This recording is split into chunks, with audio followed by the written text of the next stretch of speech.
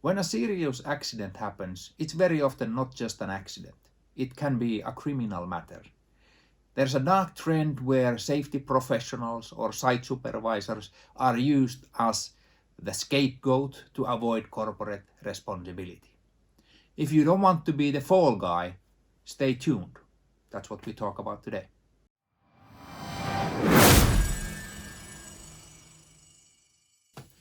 Greetings and welcome to Safety Doctor. In today's episode, I will be talking about criminal liability and how you could stay out of jail. It's targeted mainly on safety professionals and those from the lower echelons of corporate ladder that might be held as a scapegoat in international setting. This video is not a get out of jail free card. It's just advice on what you should or should not do in order to keep your feet dry. And I really mean to stay out of prison. It's not just a dramatic way to express it. In many countries, it's not empty drama. You might actually end up in jail. When a serious crime has happened and it has been found to be a crime. In Finland, it's rare that safety professionals would be punished. I can only imagine a situation where they would have given illegal advice which has led directly to the accident that it would happen. It's always the line organization and company that are punished, and most often it's fines. Internationally, the consequences are way harder, and they can hit not only the line organization, site managers, site supervisors and project leaders and so on, but they can also hit the safety personnel. And the punishments are really, really harsh. They can involve real prison sentences, massive personal compensation claims, and even financial crime charges if safety data has been hidden or manipulated or deliberately mispresented. For the international responsibility and consequence perspective, I have used Reinoldi Arhedra's work, the Ironclad HSE Manifesto. It is an interesting booklet. It has some very nice points in it. And it describes a very interesting point which says your HSE certificate is not only a proof of competence, it can also become a target in your back. Yet this video is not about fear, it's about clarity. Rule of thumb in safety is that the best way to avoid legal consequences is to do your job properly, at your own level of responsibility. The most important question in legal responsibility is who had the possibility to prevent harm. Authorities evaluate responsibility based on influence, on the actual influence. It's not just the organization chart. It's based on who knew, who decided, and who could have done something to stop the problem. The key message of the whole video is responsibility follows authority and control. There's one important international trend that you need to understand in order to see the big picture of this video. Safety legislation around the world has become harsher and harsher. And some countries have even corporate manslaughter legislation, which means if someone dies at work, someone will pay the price for killing him. This has led to a dark phenomenon, the blame game. The blame is tried to be passed as down the corporate ladder as possible, and companies are trying to find scapegoats. And this means that anyone in the lower end has to be very careful about what they do, what they say, in order not to be the one who takes the fall. It's important that officials try to find the guilty ones based on who had the knowledge, who had the power, who had the resources, and how were these played out. The principle is clear. Responsibility follows authority. And another critical lesson is you are not only responsible for what you did, you are also responsible for what you failed to do. In Finland, for example, you can be found guilty of a crime if you did not do the corrective actions. First things first, if you want to stay out of jail, you have to make sure you have done the basic things right. This means hazard identification, risk assessments, work has to be planned properly, workers have to be trained properly, working conditions need to be monitored continuously, and unsafe acts have to be interrupted. If you do all these, you are halfway there. And just make sure you document everything you do. And also when you go on site, make sure if you see something, you do something. Never turn a blind eye or bypass, because that will be noted and it might be something that comes to bite you in the backside. So when you go, intervene, interrupt, and document you did. Maybe send a message or email or something, but make sure you have documented that you intervened. When accident happens, the blame most often falls on the field level supervisors. Would it be foremen, site supervisors, safety managers, or so on and so forth, on the personnel who are boots on the ground. And that's because they have the best idea of what's going on, they know what's happening, and that creates responsibility. Next, I will be going through 6 critical areas of this topic. Risks must be assessed where the work actually happens. Maybe the most common mistake is that risk assessment is done once and maybe even in an office without anyone from the work crew or any contact with the actual work itself. And then it's put into an Excel file and buried somewhere without any contact to anyone ever again. And paperwork seems fine. But the real world changes all the time. Weather can change, conditions change, equipment might change, or the materials you work with. Work phases might change. And even if you do the risk assessment on Monday, it might be that on Wednesday situation is way different and the Monday's paper doesn't protect anyone. It doesn't protect you, that's for sure. So to help this, it is important to demand that the last minute risk assessment is done and documented before the work begins. And as a base for that is the Monday's risk assessment, which you can add the new risks and conditions. That's one way to keep yourself out of jail. Training is not a signature. Have you ever heard the sentence, "Oh, he probably knows how to do that work, he's very experienced"? That's one of the most dangerous sentences anyone can say on site. Because training is not just a form that has been signed. It is making sure that the person knows what he's supposed to be doing, he knows the risks of the work, he knows how the work is to be done safely, and what to do if something goes wrong. You have to show the work, ask back, verify understanding, and document everything. So if it's not documented, in practice it often means that it never happened. Presence is not supervision. This might be the most common reason people end up in legal trouble. The field supervision is done improperly or inactively or neglected. And it's easy thing to pinpoint and blame. Supervision is not just being present. It means you have to be active, you have to do site walks, you have to do observations, you have to do immediate interventions when you see something's wrong, and you have to stop work when it is necessary. Presence is not the same as supervision.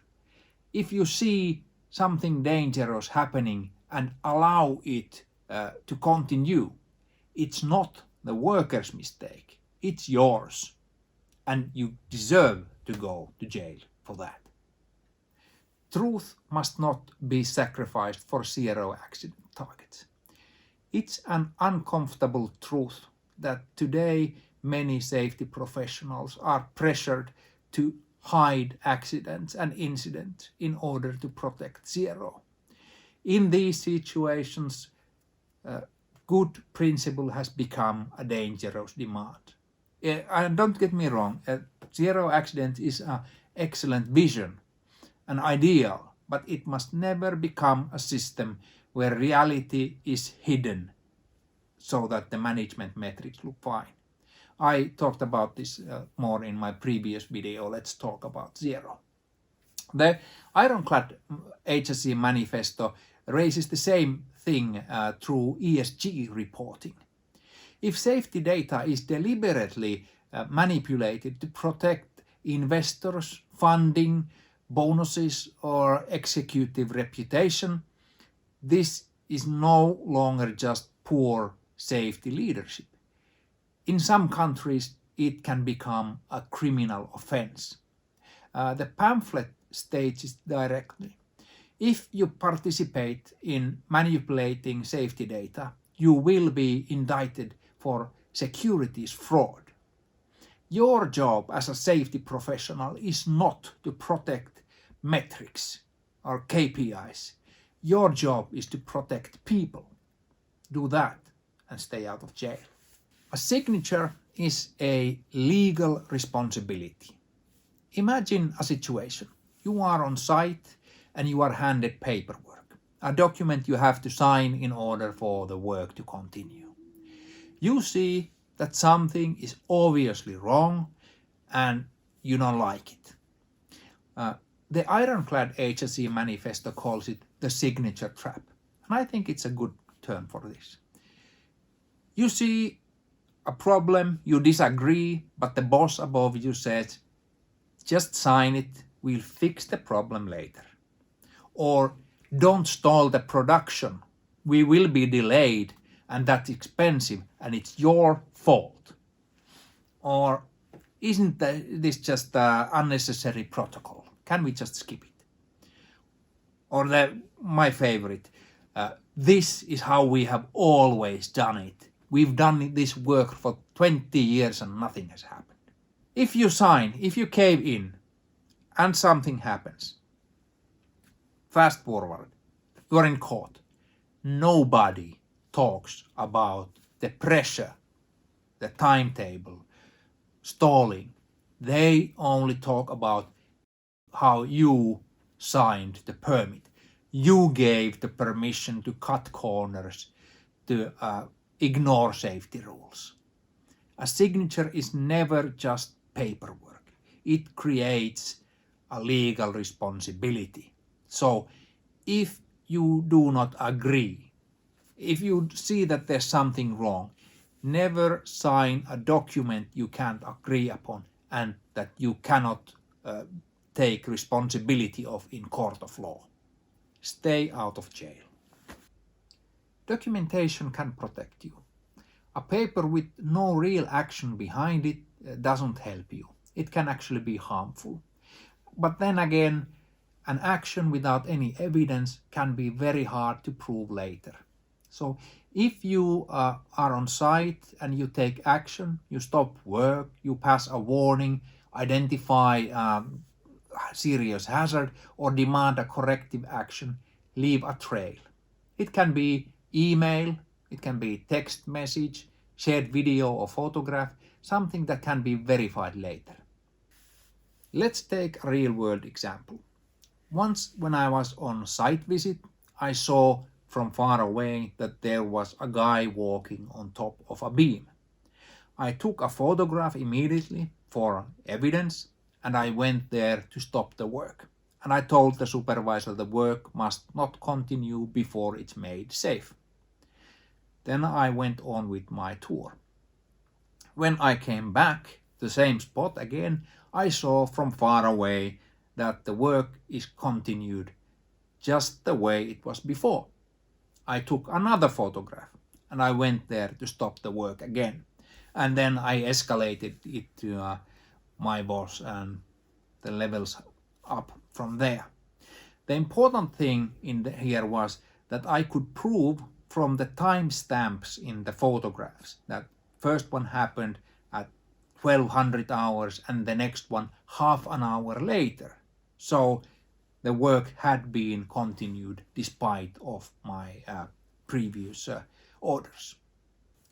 When the incident happens, when something goes terribly wrong, you will likely be participating in the investigation in some role or another. And when this happens, make sure to remember one critical rule. Keep your mouth shut. That doesn't mean hiding information or not participating properly.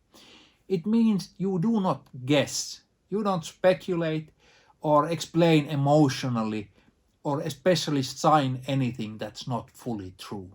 Speak facts, what you saw, what you did, what you know. Not something someone else wants you to say. Do not approve reports that assign responsibility to you for things that are not your responsibility. The ironclad HSE manifesto calls this the golden 24-hour rule. And it's a good one because that's the time when you are most emotional. Don't let the panic write your confession for you. One wrong sentence during an investigation can become a confession later. Calmness, precision, and truth are crucial safety skills in these situations. Remember, after someone has died, there will be a line for the sink where everyone wants to wash their hands of the responsibility. Make sure you don't need to be in that line. If you leave properly. Sometime in your career you might face the harsh reality that for your own good you have to leave. You might have done a lot of safety observations, you might have reported risks and nothing happens. And you realize that you will be a scapegoat when something terrible goes wrong. If you have raised issues, sent warnings, documented hazards, and nothing changes, you are no longer standing inside a safety system. You are in pre-built blame position.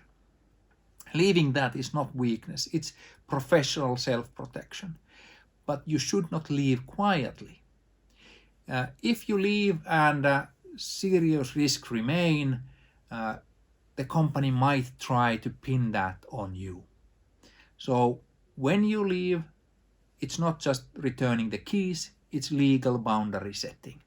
Write clearly which critical risks remained open, what actions were not taken despite reporting, which hazards were reported, which tasks were challenged, and what management did or refused to do. Sometimes best safety action is not staying and fighting forever. Sometimes it's just leaving correctly. Lessons learned today. How to keep you out of jail. Silent approval. If you see a danger, you do not intervene. It is your fault if something happens, and that's how it will look in court. Signature creates liability. Just sign it now will become why did you approve the dangerous work later. Zero accident illusion. When a metric becomes more important than reality, then safety becomes image management. Documentation can protect you. If you do the work, if you talk the talk, you walk the walk, you do everything right, make sure it's documented. or someone else will write the story for you. Active intervention. Presence is not supervision. Seeing a danger without acting is a risk. If you do not react when someone keeps breaking the rules time and time again, if you don't give a warning, if you don't kick him out, in court it will look like you accepted the way things were and you did not do all you could to stop the accident. Keep your mouth shut. If something goes terribly wrong in an investigation, keep your cool, stick to the facts, and protect the truth. It's as important as protecting people. Stay sharp, keep to the facts, be aware what you are saying or signing. Exit decision. Sometimes the safest option is to leave and not become a scapegoat. And if you leave, make it smartly, make sure you leave documentation trail of everything that was wrong, that was not fixed, and that you made sure that people know. And your exit will not be coming to bite you in the backside. As a final message of this video, I will leave you with a question. When you are on site and you are under huge pressure and stress to do things wrong, ask yourself, would you rather be unemployed because you did things right, or imprisoned because you did it wrong? This video was not about dodging responsibility. It was about keeping you safe when you do everything right. This was this week's episode of Safety Doctor. Thank you for watching all the way to the end. If your company needs assistance with any of the topics on my channel, please don't hesitate to contact me. Email is right there. I can help you. And if you want to help my channel grow, please subscribe and share this on social media, or possibly send it to a friend who might be interested. Thank you.